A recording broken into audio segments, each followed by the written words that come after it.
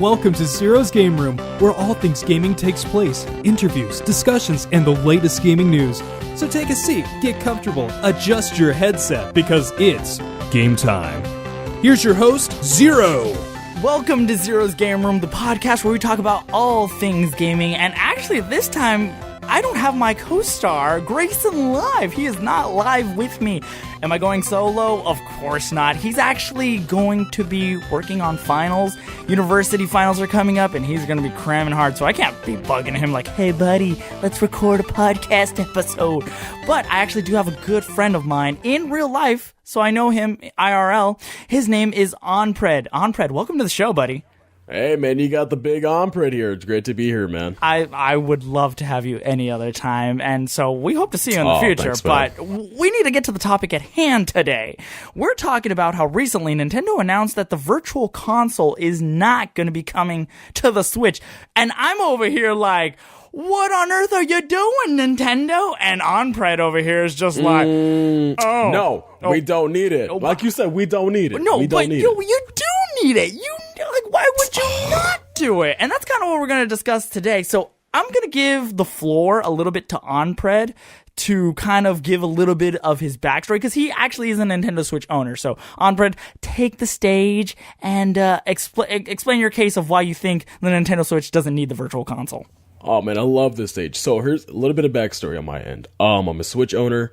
I am around early 20s, so I'm not the market that Nintendo likes to go after, so I'm not the kid market, but I am a Nintendo Switch owner. I've owned it since day one. I've played Legend of Zelda. I've played Mario Odyssey. I've even owned some of the Neo Geo games that they had, the release ones, the party game ones, that they try to push towards.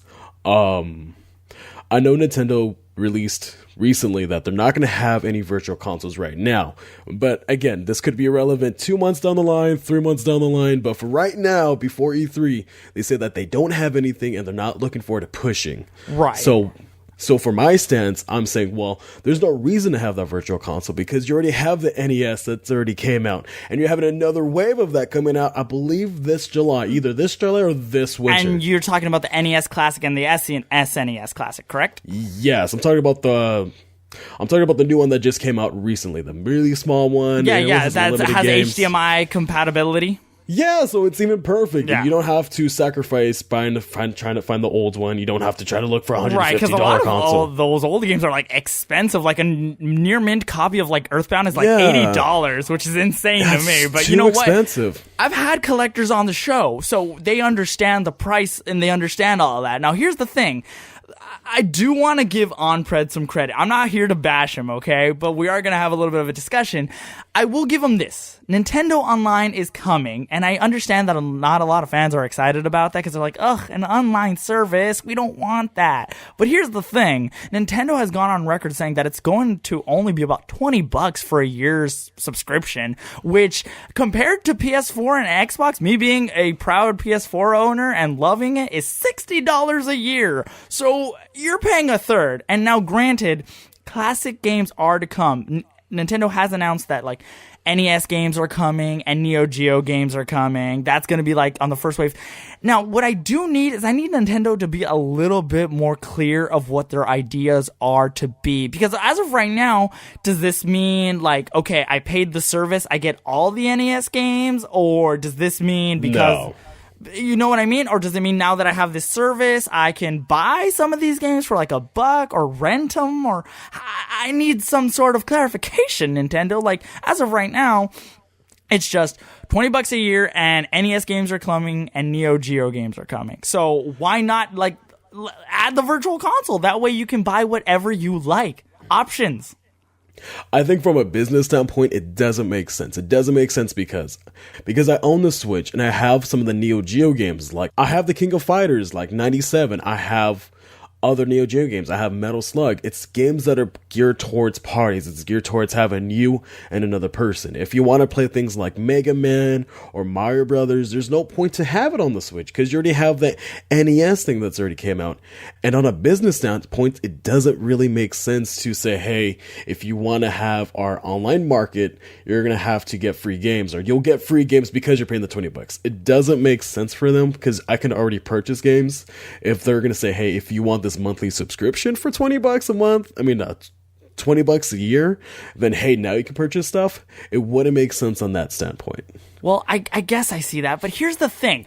Going back to, okay, let's start off with the NES Classic and the SNES Classic. I do believe that they are great additions for a person to own. Basically, yes, it's almost like having your own little legal emulation by Nintendo. Right? Yes, I wholeheartedly believe that. And one quick point I want to add. Go ahead. Because just like you said before, you have collectors and they're saying like $80, $90 for games. If a little kid wants to get into the action, wants to be like, hey, what's part of Nintendo's history? You mean to tell me that they're going to have to invest $80, $90? Again, that's just for a game, not the console itself. So you're going to have the problems of, hey, the controllers don't work. Hey, my actual console itself doesn't work. Hey, that means my little cartridge doesn't work. So they're going to have to invest so much money into playing something that's so old. And I'm sorry to say that, but it is old. It's more than 20 years ago that they have those machines out. So This is a perfect way to stop the inflation on the market. Okay. But again, I'll give you that. But here's the thing. When it comes to the SNES Classic and the NES Classic, they sold like hotcakes. Nintendo did not realize the supply and demand problem. They produced way too little to the market, and scalpers just picked it up and resold it. Now, I do like the idea, but here's the other problem with the classics. They only come with certain amount of games in them. Meaning, if you really want to play the Mega Man, the first 6, which a lot of people consider are like a great, great series of games, I think only Mega Man 2 and 1 are on the NES Classic, which is completely ridiculous. Now, I do understand that Mega Man 2 is the fan favorite, and that's kind of what they did with that NES Classic. They put in the fan favorites, but there are other games that were on the Virtual Console that you could purchase for like $3, $5, $8, and you could have it. Like, what would be wrong with that? If they brought the Virtual Console to the Switch, I can guarantee you Nintendo would be like, one of two things. They'd be like, yeah, since you already bought it for the Wii U or the Wii, you could just transfer it over for free. Or they'd probably make you be like, here's give us $2 and you can migrate everything over to your Switch. Like, everything to having a Virtual Console makes sense. You get to pick and choose. I'm talking about portability. Options. You're not giving the kids options here. As of right now, on the eShop, it's like a bunch of indie games. And don't get me wrong, I love indie games. But like, the Virtual Console is perfect. Where's the SNES games? GameCube? DS, like the Game Boy games. You can't tell me that a Nintendo Switch wouldn't be able to produce a GameCube game on there, right? I mean, true. I mean, don't get me wrong. I love playing emulators. I mean, I know it's not illegal. I know it's taboo. I know it's not the legal thing to do. But again, I do like playing older games, and I cannot lie. I will, if I had a chance to, throw $5 or $6 to play an old Mario game, to play Mario 64 on my phone or even on the Switch, of course I would. But I think at the exact same time, like you said 2 points earlier, you want to play the Mega Man. Well, they are releasing the Mega Man's X collections on the Switch. I believe it's going to be the first 6 and the last, or the rest. I believe I have to check on that. Right, but they're going to release that soon on the market. Right, and now here, really quick, I want to fight that because here's the problem with that collections. Now, Nintendo has gone on record that they might want to release them, but here's the problem. The Mega Man X collections, or just the Mega Man collections, they're being separated into 2 parts, right? Right. Did you know that each of them are going to be about $40 each collection? So that's $80 in total, when you as a consumer could be like, well, I've looked up on reviews about Mega Man X7, which granted Mega Man X7 is a terrible game. Don't play it. Don't do it to yourself. Just don't do it. It's really bad. Don't do it. Don't do it, buddy. Don't do it. Don't do it. So instead of spending $40 on each just to get a collection, which collections have already come out before, why not just pay $8 to get Mega Man X1, or just pay another $5 to get Mega Man X2? Like, you're saving money here on the Virtual Console. You get to pick and choose. You don't have to buy the whole collection. Maybe you don't want to play Mega Man X7 or 8, which you probably shouldn't if you're a real gamer, because they're really bad. I was young and naive. I didn't know. How could you? I'm sorry. They're really bad. But that's what I'm trying to say. Like, with the Virtual Console, you could be like, hey, we're going to slap up all these games, but you get to pick which ones you want. Maybe you don't want to play X3. Maybe you just want to play the original Mega Man X, which is the best one, in my opinion. I'm going to get so much hate for that. I mean, it is a fan favorite, but a lot of people like X2 and X3 as well. Mm-hmm. Well, I think you're biased because, I mean, obviously your name is Zero and you love Mega Man to death. Yeah. But yeah. Yeah. You gonna fight me on that? No, it's true. Everybody knows. Like, I love me some Mega Man X. Like, Zero's Game Room, I will. Yeah, Zero's Game Room. Like, I will play Mega Man X to the death. Like, you tell me, hey, you want to stream a game? I'm gonna 9 times out of 10 say Mega Man X. The other time, I'm gonna probably pick like a Legend of Zelda game or something. Like, that's just the honest truth here. That's the honest truth. But I think you're gonna get mad at me. But I think a lot of your fans are gonna agree. But I think you're biased because you really enjoyed those games. I think if the average fan who likes Mega Man or who doesn't even know what Mega Man is, and I know that's a shocker to you, don't get me wrong, right? But No, of course. Okay, the one that's never played Mega Man. It makes sense for Nintendo to say, hey, remember, this is a kid's console. As much as we don't like to say that, this is more of a kid's console. So what better way to say, hey, let's introduce new people to the market. We'll have bundles. It's going to be $40 each. And again, people might be like, why is it so expensive? You already re-released it. Why not just make it cheaper? I think you guys are missing the point. It takes time. It takes time to grab old emulations of games and put it onto the Switch. You have different coding, different systems, different this. Maybe it was easier on the Wii U. Now you're on the Switch because it's a totally different hardware and software. Again, Wii was meant for the Wii. The Wii U was meant for the Wii and Nintendo's software. But the Switch is more of an Android. It's more PC. So maybe they have hard times with the coders trying to get new stuff and say, hey, maybe this isn't as easy as we thought it was. But at least let's try to push it up for any of the new fans who want to participate in this. No, keep going. And I believe the Virtual Console could have some major success in that. But like I want to say beforehand, it doesn't make sense because when you have a lot of indie developers, like you said, like there's tons of them. And I can even tell you for myself, there is a lot more than first party. I think that's a way for Nintendo to say, hey man, you want to be a part of our team? That's cool. You don't have to really fight against any of our older games that people love. You develop on the Switch and you'll have a lot more customers to have rather than, hey, you might get some of the scraps, so your games better be good. I mean, like, it doesn't make sense, but I think that's why that holds back. And they're like, hey, people like you, people like who say, wow, I really want to play older games and I'm older and I want to have that nostalgia factor. That's why they have the NES. And yes, it does suck that they don't have all the games or you can't play certain games, but I think it's a great compromise for something that they didn't even have to do in the first place. Because I don't see PS1, I don't see PS2, I don't see older Xbox games. Yes, they do come out and they try to redo some of them, but they don't have a small miniature console of that version and say, hey, this is for the older games for our fans. Nintendo's the only one to do that. I totally, that's the thing. I totally see your side to this, but here's the thing. It's the best side. Yeah, no, it's not the best side. What I'm trying to say is, like, okay, why not give these new kids, granted, collections are great and all, but we have the internet. You could literally look up a review about a game if you want to give it a shot yourself. So what I'm trying to argue here is, like, why don't you give these kids the opportunity? I'm talking about options here. Because look, okay, for example, okay. The Nintendo Switch is already a year old, all right? I don't want to wait all this time. Man. Yeah, I know, right? Like, you actually don't remind me on that, man. You say it out loud and you're like, man, like, I'm an old man. Yeah, well, my gosh, like, how did it come up to this? But what I'm trying to say is that the Nintendo Switch in its design is made for options. Like, you can take the Switch on the go if you please, or you could dock it and play it on the big screen. Now, granted, a majority of people that I've seen, they play it usually portable, which, to each their own. Yeah, same. No, go ahead.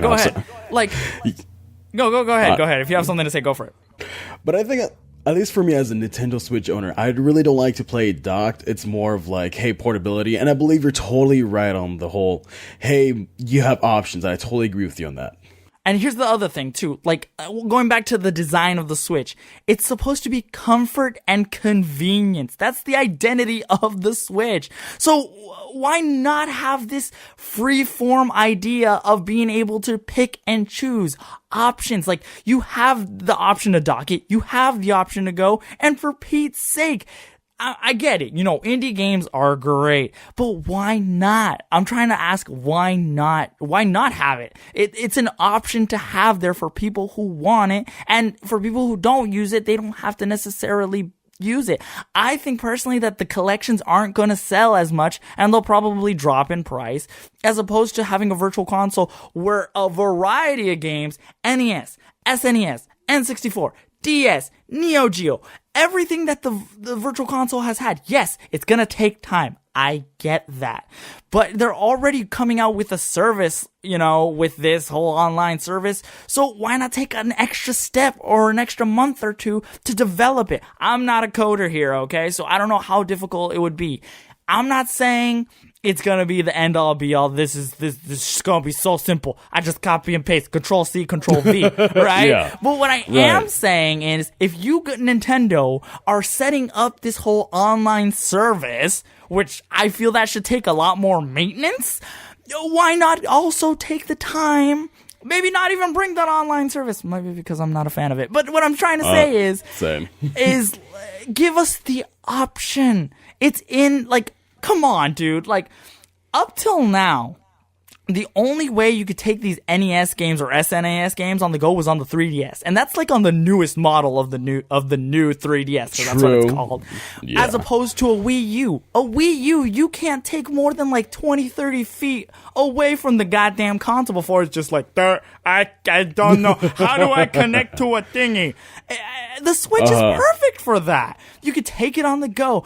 I'm not saying it has to be for everybody. I'm saying let it be an option for the people who want it that way. And you can take Mega Man X on the go. You can take freaking, what is it, Stardew Trop? No, that's Stardew Valley. I'm combining two different games. Yeah. It's something Tropics on the NES. You could take Castlevania on the go. You haven't had that option other than a new 3DS.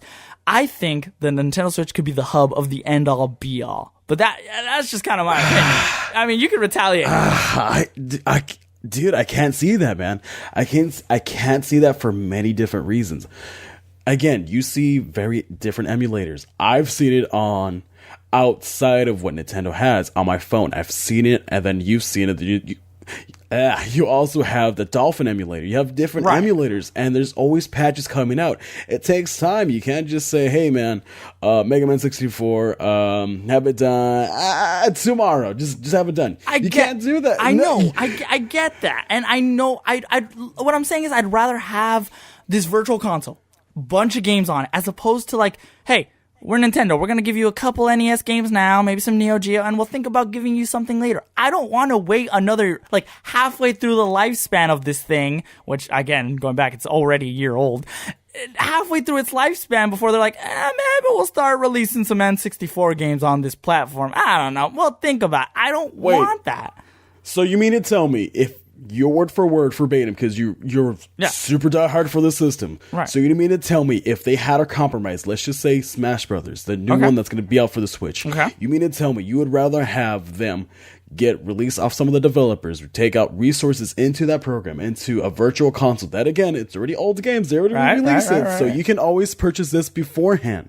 So you mean to tell me you want a company, instead of making the new IPs to make more money, to say, hey, we're just going to send half the developers off to make, as you said before, the N64, the NES, the SNES, the GameCube. So all that's going to take time. So you want to take time out of those games into something like a new IP like Smash Brothers, or what about a new Mario game? What about a new any kind of game for the Switch that it desperately needs? Because trust me, I know you being a Switch owner, and I'm sure this could be another topic. Do you think? I'm hungry for new games. Right? I'm hungry for new games, but I don't want that to sacrifice. I don't want that to sacrifice just because somebody wants a Mega Man. I don't want it to get sacrificed from Zero wanting a new Mega Man game. Because I'll even put it to you this way. Put it to you this way. Forget Smash Brothers. Would you rather have a new Mega Man game, or would you rather have them just take out that resources and say, hey man, here it's going to be an extra 2 years before kind of how they're working on Mega Man 11. Exactly. So would you rather them? Would you want a Mighty Number 9, or do you want them to say, hey, let's focus on this, rather than, hey, let's just go back to the classics because some people are angry? You do realize that now that you've put Mighty Number 9 out here, we're going to have to talk about that in another episode, right? Oh, of course, baby. I'm ready. Come on. Okay, but come at me. You know what? You're right. I do agree with that to an extent. You have to realize Masahiro Sakurai is the man behind the Smash Bros, and he has his own Smash Bros team. So I'm not saying like, oh, let's take all the developers who are working on Smash and let's move them over here to work on a virtual console. I'm saying you already have a team working on this online like system. Get the virtual console on there. Now, granted, all of this that I'm saying right now could be total BS. And you want to know why? Why? Because I know you're probably like, yeah, I know, be I'm on my angry. side. Because, and this is my final thought here, where I kind of want to wrap things up. Nintendo needs to clear up what they're selling here with this online service, okay? They need to be very clear on what their image is. Because they're already releasing NES games. Why are they doing that? Very true. You know what I mean? It's like, why are you doing this? Why not? You're already releasing this. Maybe, I think it would have been a lot safer to say this. Hey, we're Nintendo. We're coming out with this online service, $20 a year. As of right now, we will release NES games and Neo Geo, but expect things like the Nintendo 64 by spring of this or by the next, like, I don't know, let's say right now we're in like spring going into summer. Let's say by around holiday season, we will release some Nintendo 64 games, and the following spring will come out with DS and GBA games. I feel like that would have like kind of been the middle ground where like, oh, things are to come, but they're not going to waste all the resources, and we can still get new IPs in the meantime.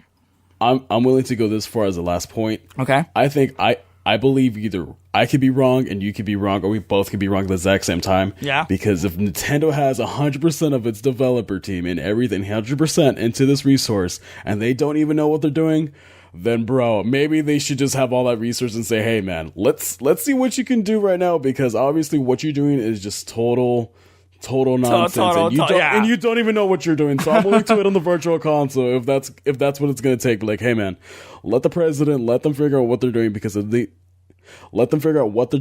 it seems like themselves, they don't even know what they're doing. Right. Yeah. No, I totally agree with you. I'm willing to be grateful on this, man. Let them have that. Let them have that. Okay. And I think that's a great place where we can stop it, because this debate could go on honestly for hours upon hours. But Onpred, I loved having you on, dude. We're going at it. It's getting heated conversation here, man. Ooh. No, but thank you very much for coming on the show, and I can guarantee to the audience and to you, we will have you very soon, because now you got me all fired up about indie games, man, Mighty I'm Number ready for the 9, blows. and all this jazz. But thank you so much for being on the show. Anytime, Zero. Anytime. Well, that wraps up another episode of Zero's Game Room. Want to give a special thanks to my graphics designer at Trekit on Twitter and at David_Ritter for voicing my intro. Keep up to date with the podcast by liking it on Facebook at Zero's Gaming Room and on Twitter at Zero's Game Room. Until next time, GG with a definite re.